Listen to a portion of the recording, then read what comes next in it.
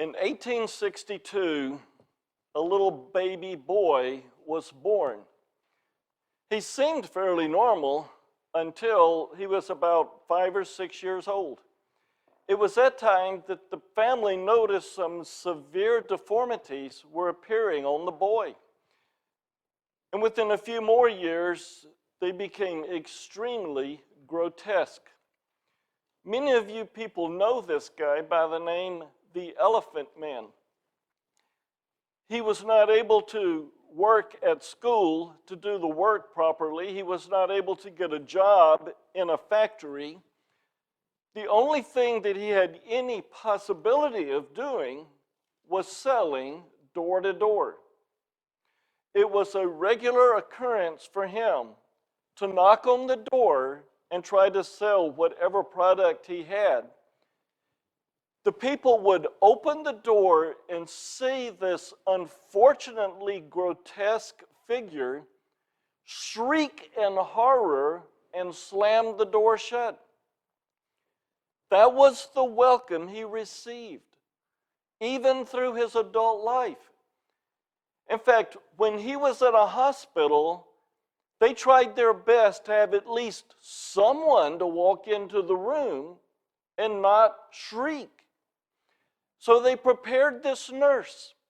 And sure enough, she walked into the room, prepared ahead of time that things were far worse than what it really were. She actually went in and smiled.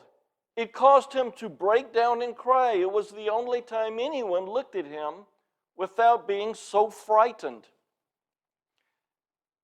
I hate to say that, but so many times that's the way people see Christians. They shriek in horror. Oh, another Christian is coming. That's happened to me, actually, when I helped start a church up in the state of Washington. We're trying to start a church. We're knocking on doors, just getting to know the community. One woman found out we're Christians, and they were getting ready to start a new church, and her whole countenance changed. She grabbed the door and yelled at us, "This is why we moved up here, to get away from you," and slammed the door as hard as she could in our face. About 5 buildings away from the church that I was a part of when I grew up, this guy knocked on his door. We're doing a community survey. And while I'm talking to him, he's angry at me. He just did some construction work. He has a hammer in his hand. He's shaking that hammer in my face. "I know everything there is to know about your church."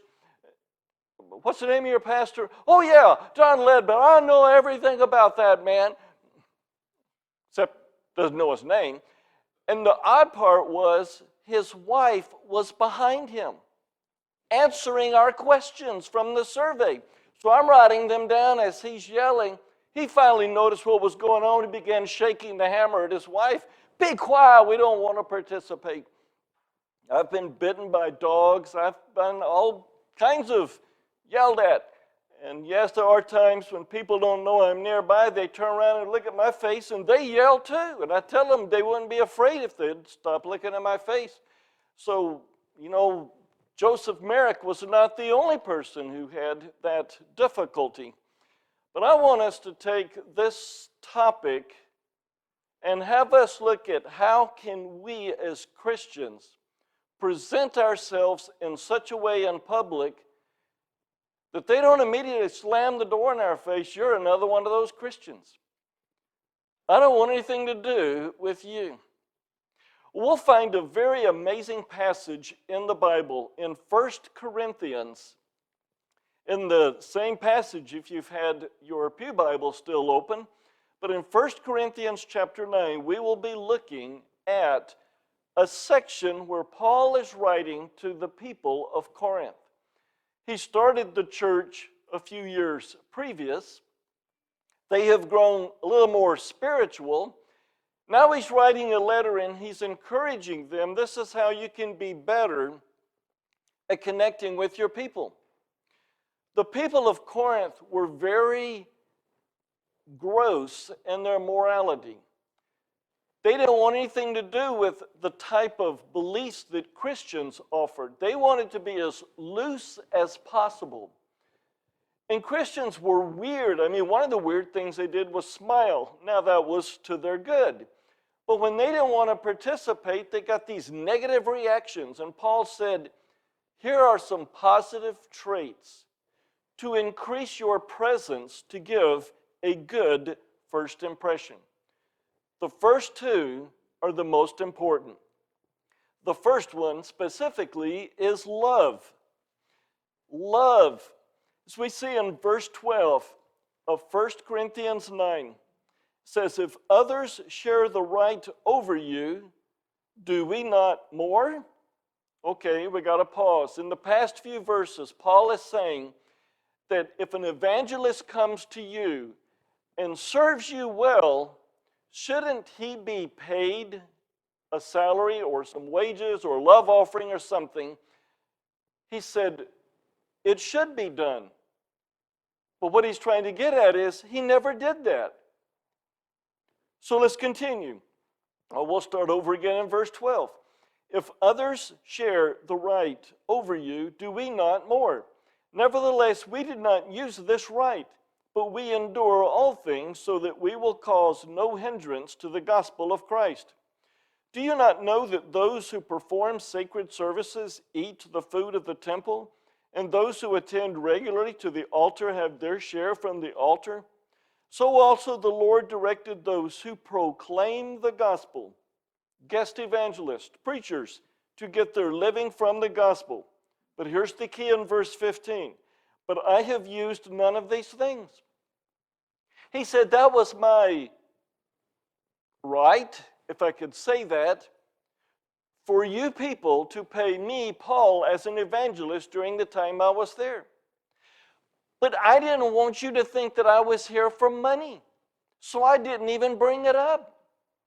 He loved the people. He didn't want them to think anything negative of him. He loved the people. The intensity of his love was so extreme that you can see another passage. It turns out while Paul was in Corinth the second time, he wrote a letter to the Romans, and in that passage, this is what he said to the Roman Christians. I'm telling the truth in Christ. I'm not lying. My conscience testifies with me in the Holy Spirit that I have great sorrow and unceasing grief in my heart. For I could wish that I myself were accursed, separated from Christ for the sake of my brethren, my kinsmen according to the flesh. Do you know what he was saying? He was saying, if I could only do this, I would voluntarily go to hell forever if that somehow could allow all the other Jews to be with God in heaven. Would you get the impression that he really, truly loves the people? If he's willing to go to that extreme, and by the way, God could not accept that, so that didn't work, but his love for them was so extreme, he was willing to go to hell forever so that they could have a relationship with God. Most of the young people today have already been trained and brainwashed that all Christians, all believers are evil. Every time you see them, you shriek in horror and slam the door and run away. They say that Christians are judgmental, so rigid, so self-centered. They want money. They want things for their way. That's the view of many young people today. And Paul said, if we want to change that, we start off with love. Not imposing things on people, not forcing them to do anything, but to love them and to do what's best. The first thing we've noticed has been love. The second one, which might be more important as far as chronological, but they both bear equal weight, is found in verses 15 and following. This is humility. Paul says in verse 15, but I have used none of these things, and I'm not writing these things so that it will be done so in my case. For it would be better for me to die than have any man make my boast an empty one.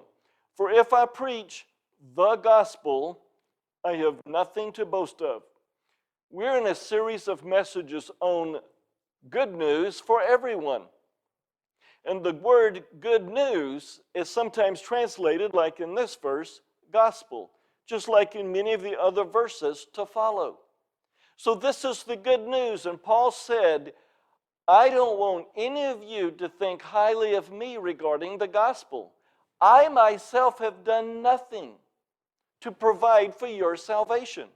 It's all God. Now, most Christians would hear a message up to this point and say, I agree, humility is good. And I do pretty good with that. But let's give a simple illustration. What if I were to ask you to come forward right now and give a testimony? For some of you, it's like, oh no, they might hear me make mistakes. Oh no, I don't have my words together. Oh no, what are they going to think of me? Oh no, now what's going on? We're admitting that if we're nervous to give a testimony, it's because we want people to think more of us than God. All of us can fall into that trap regularly. We're more interested in what people think of us than about God. And when we go ahead and admit we're a failure and we're going to make 100 mistakes, and someone says, I heard a mistake, we laugh under our breath. Well, let me tell you the other 99 I made. Ha ha. The point is, I know I make mistakes. It doesn't bother me because that's just the way I am. But let me tell you about the true God of the universe. My whole attitude changes when I have humility. I want to exalt the Lord. And I also want to admit my failures to show you how great He is. Because if I can't admit my faults, then God hasn't done anything good. I'm just a holy, perfect person. But when I admit my faults, it's because I have humility. God can work through that, and God gets all the glory. How to be effective in witnessing and sharing the good news includes having a humble attitude. Do you know one of the number one responses people give for not wanting to follow the Lord? Well, you don't know what I've done in my life. And under my breath, I'm thinking, you don't know what I've done. Somehow they think they're the worst of sinners, and God is not big enough to overcome that. And when we humble ourselves, an amazing thing takes place. Really? Well, if God can change you, then maybe He can change me as well. That takes place when we are humble and admit our utter failure at trying to be righteous. Humility is an amazing factor, an amazing characteristic to have. Let's go to a third area. We've looked at love, we've looked at humility. Now let's go to conviction. He said he did not do these things because he was humble. But now he adds in the rest of verse 16, for I am under compulsion. For woe is me if I do not preach the gospel, the good news. He had conviction. I think that's an amazing picture. You know, one of the best ways to really illustrate this is with the viewpoint of young people. They are easily ticked off and irritated if older Christians come to them and say, you have to do this and do this and do this. There's more of a legalistic, dogmatic rigidity to this. You have to be within these confines in order to be a good person. That's what they say. And listen to the rest. They, young people, also say, do you know what we admire about true Christians? They have convictions. And you may be thinking, wait a minute, those contradict. And no, they don't. Conviction says, I know what I believe is true, and I'm willing to die for it. And by that right there is impressive for young people. Because young people have been told over and over, don't do this, don't do that, don't do these things, don't do those, don't. And you know what they're really asking? What am I supposed to do? Most of their lives consist of hearing, don't do this, don't do that. What's their purpose in life? They have no clue. They're just told all that, don't do that, you got to be in by 10. Well, you can't do those things, you can't wear that. And they're just asking, what's my purpose in life? So when they see Christians with convictions, believe it or not, that ranks high on their standards. Wow, I'm willing to listen to you. You know why? Because they're listening to you. At least you know why you exist. I want to know as well. Conviction. Paul spoke with compulsion. He had a conviction about what he had to say. He was confident that what he said is true. So when people jumped at Paul and said, no, you're wrong, Paul didn't get upset. The fact that if a person gets angry shows they don't have confidence. They're putting their trust in their own anger. When you know that what you say is true, you're relaxed. I know that what I said is true, whether you like it or not, whether you agree or not, where you've come to a point of understanding it. It's still the truth. We can be peaceful and be confident. That is a strength in our presentations. Have conviction.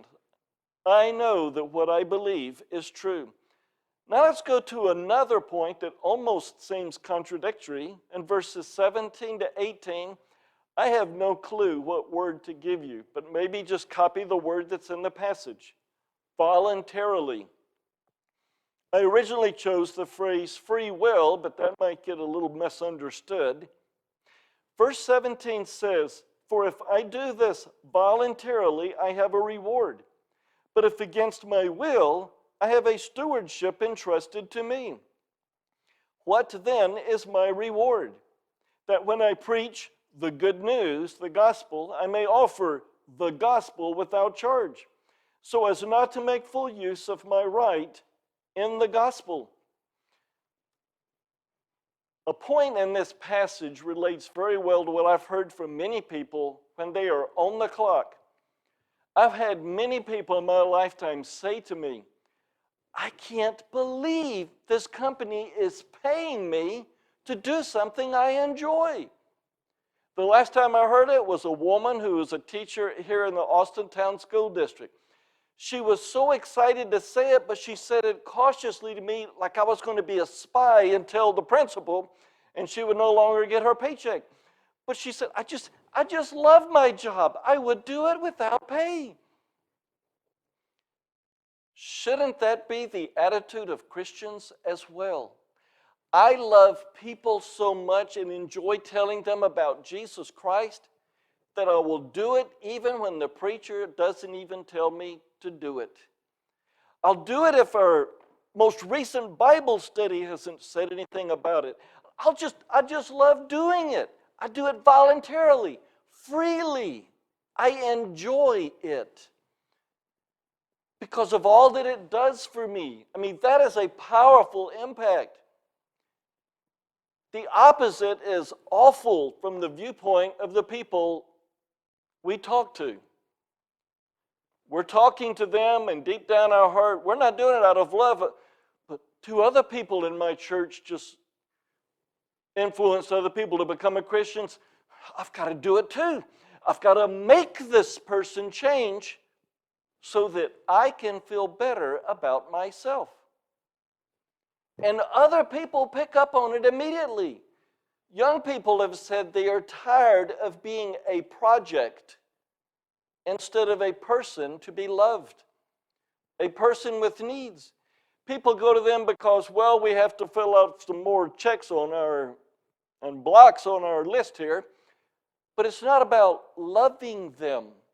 So this love goes into this one as well. We voluntarily live for other people. We love them. Let's move on to another area. Number 5, a servant spirit. Verse 19 says, "For though I am free from all men, I have made myself a slave to all, so that I may win more." Paul had a servant spirit.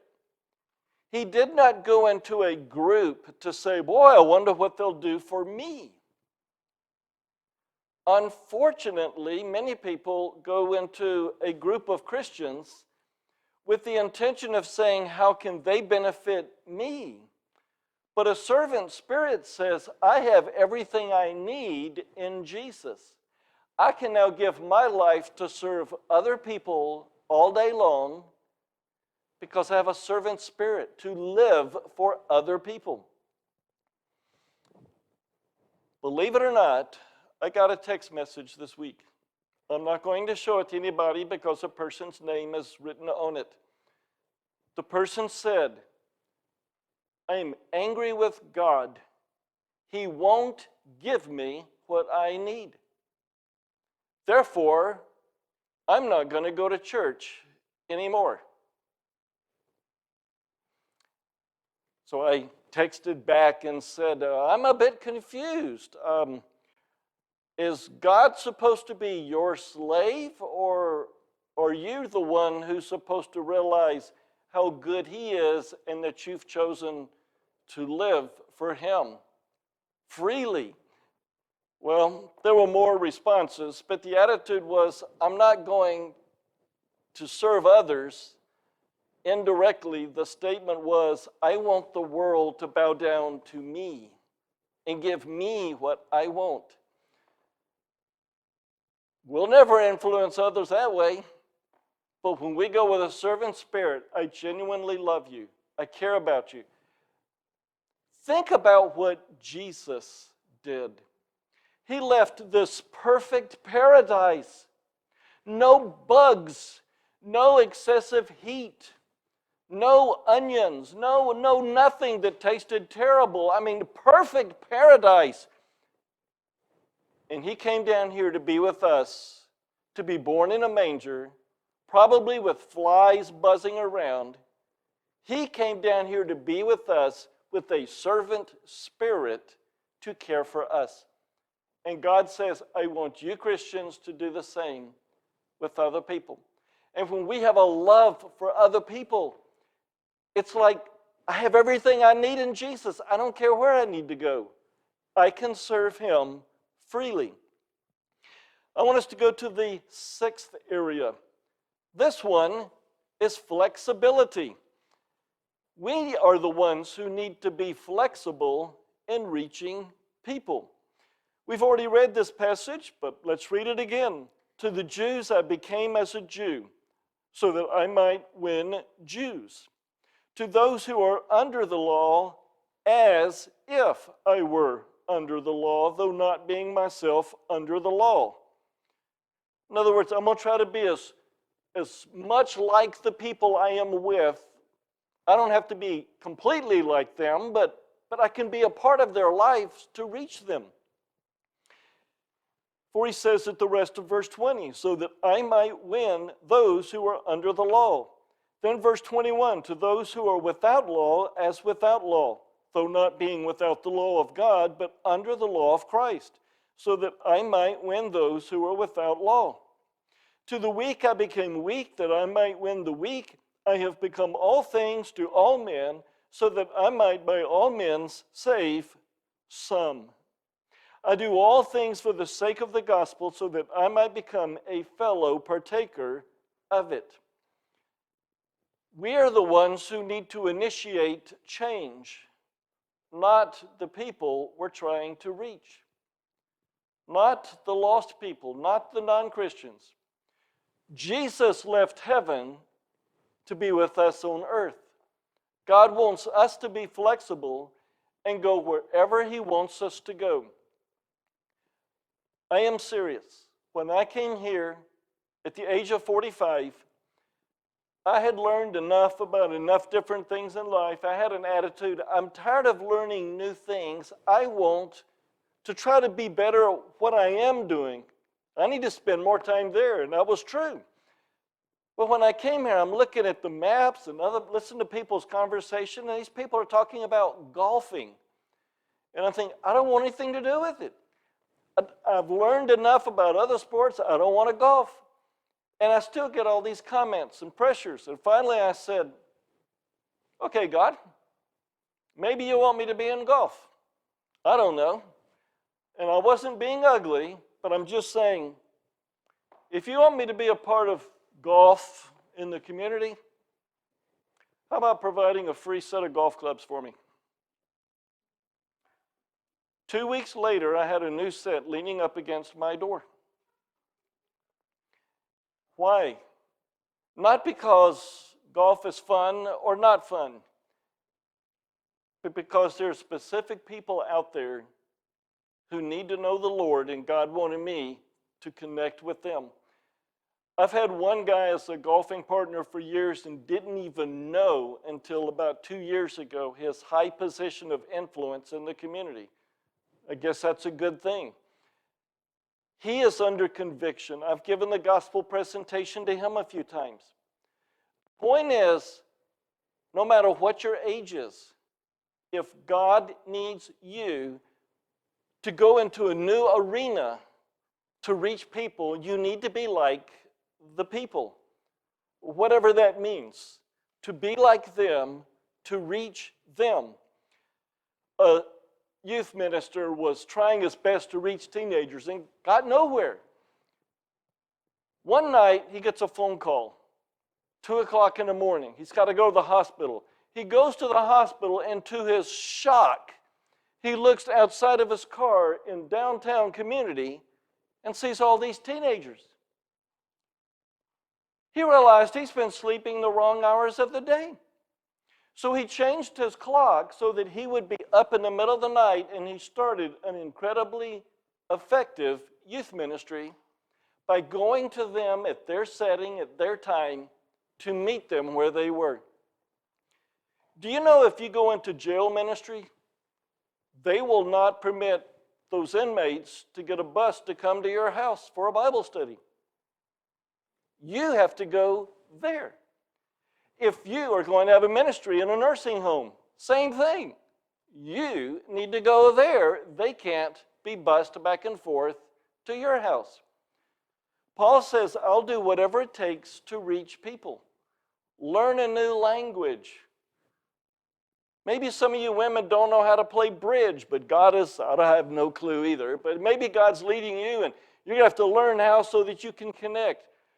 That's one particular restaurant I go to regularly. They have people who play something like bridge every week, same time, same group. Is God calling you to be a part of a particular organization? You have to learn some new skill, an attitude that says, I'll do whatever it takes to be like people so that I can reach them. Now that leads us to another one that's almost the opposite. This one will be the most confusing, so we'll take an extra minute for point number 7. This one is deference. D-E-F-E-R-E-N-C-E.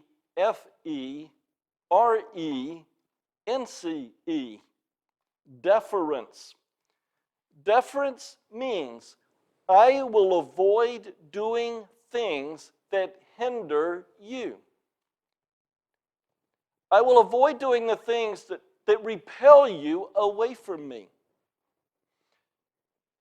That's what chapter 8 and chapter 10 are about. So when we look at chapter 9, we absolutely must keep it in context. Chapter 8 and chapter 10 both say, hey, you Corinthians, we all know that the meat that's sold in the meat market was dedicated to the gods, including Caesar Claudius. And the Christians are saying, who are wise, well, that doesn't affect us one bit. just because they dedicate it. There are no voodoo or no demons involved in the meat. Just go ahead and eat it. But the problem is that people who just became Christians know that it was dedicated, and somehow they feel like it's so infiltrated with the evil that we should stay away from it. So here's what chapter 8 and chapter 10 are saying. Christians, if you go into a room and detect that someone is a young Christian who thinks it's evil to eat meat dedicated to idols, then what you need to do, don't eat the meat. Just eat something else. Deference says, I'm willing to limit my freedoms so as not to offend you. And I don't mean offend like the world is saying offend. I mean, I don't want to drive you away. For example, you start a church. You're the campus minister of a new church on the campus of Ohio State University. And every day you're trying to reach young people, and you don't understand why. And finally someone says, why do you keep wearing this University of Michigan sweatshirt every day? I mean, you're repelling them before you even get started. We are to remove these insignificant matters that offend people so that we can reach them. When I first moved up to New York State, everyone was saying, boy, I can tell you're from the South. You keep saying y'all. I got rid of that within less than 24 hours. Then other people said, I see you. Other words that I was, and after about the fourth or fifth words, I can't change my entire vocabulary. I'm going to stay the way that I am, which was fine. But there was a point where we do need to avoid things that offend people. There are many ways where that takes place. Let me mention one pastor who went to a place near Los Angeles, California. The first thing he did, he didn't know the people. He didn't know what they liked. So he surveyed the people. Hey, what do you guys out here like? What are your favorite things? What type of churches do you like? What are your favorite times to meet? Or what's this? What's that? He took all that information and he came up with conclusions. And if everybody in Los Angeles, California said, and they didn't say this, but if they all said, we don't like the Atlanta Braves, then he concluded, I'm not going to say anything positive about the Atlanta Braves. And you ask, why do I say that? Because when I came up here to Ohio, I was thinking, well, I'm not ever going to say anything about the Pittsburgh Steelers or the Cleveland Browns. You say something positive about one, the other half of the church hates you. By the way, I don't think we ever had a 50-50 split, but if you say something about this group, then you have... So I just avoid us. I am so happy I'm from Atlanta. Nobody hates us. And someone said, oh, yeah? The Braves beat the Cleveland Indians the only time they made it to the World Series. And it's like, I can't do anything without offending or pushing people away. But one of the things that they found near Los Angeles was that if you put the denominational name in the name of the church, people will not come to the church. That's not a major, that's just a minor, insignificant thing. So Rick Warren wrote in his book, we ask the people in our area what offends them, and we in this area now just avoid the things that push them away. And somehow, some way, that has gotten misinterpreted when he wrote his book, that many people say, you absolutely have to remove the name. No, that's not what he said. He said, find out the people in your area, what they like or dislike, and have deference to avoid the things you don't participate in. Can I mention another? Let's say we invite 100 Jews to our annual picnic. Don't serve pork. Hey, we get that one. That's not an issue of pork or not. That has nothing to do with nothing. So if that bothers them, then let's just eliminate it. It's no big deal. But there's so many things we do. For example, good or bad, right or wrong, many young people are green. Now, if you don't know what that means, it doesn't mean they're from Mars. It means that they want to keep the earth healthy. So when they come to a church event, they want to see you recycle the plastic and recycle the cans. If you don't, that's like a, ooh, to them. Well, that should be a no big deal for us. Let's just have a recycle bin over here. That makes them happy. We're showing deference by saying we will avoid the things that push them away. This is bigger than we might ever realize. Hudson Taylor tried for years to reach the Chinese. He couldn't do it. So he finally let his hair grow into, they have a better name, I'm sorry, I don't know the official name, but he let it grow into a ponytail, and they finally went, oh, you finally became one of us. We'll now listen to everything that you say. Deference says that we love the people so much that we will avoid the things that are pushing them away. Let's go to the 8th one. We need determination. In verse 24, he says, do you not know that those who run in a race all run, but only one receives the prize? Run in such a way that you may win. What will it take to reach more people? When I lived in New York, one woman told me that another guy in her church joined a company and started the evening shift. Served in that area for a long time, and then later on he got a bonus, promotion, whatever, he was transferred to the day shift. And after he was at the day shift for a few years, he got to wondering, I don't know if there's anybody else for me to witness to. I don't know if I should even stay at this company. And then he remembered, they have a graveyard shift.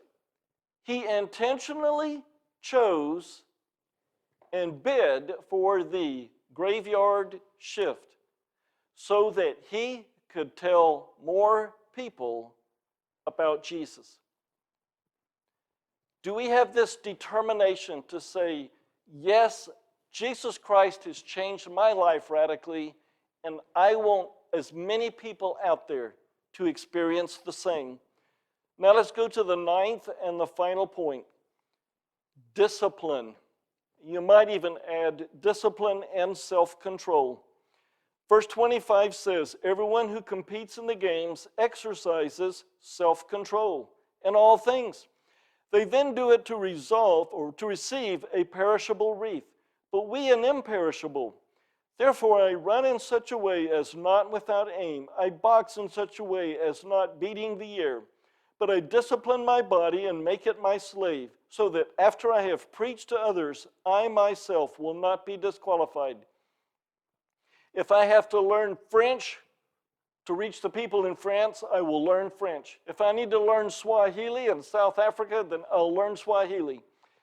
If I need to learn how to play golf, I'll play golf. But whatever it is, if I have to get a license to drive a tractor trailer,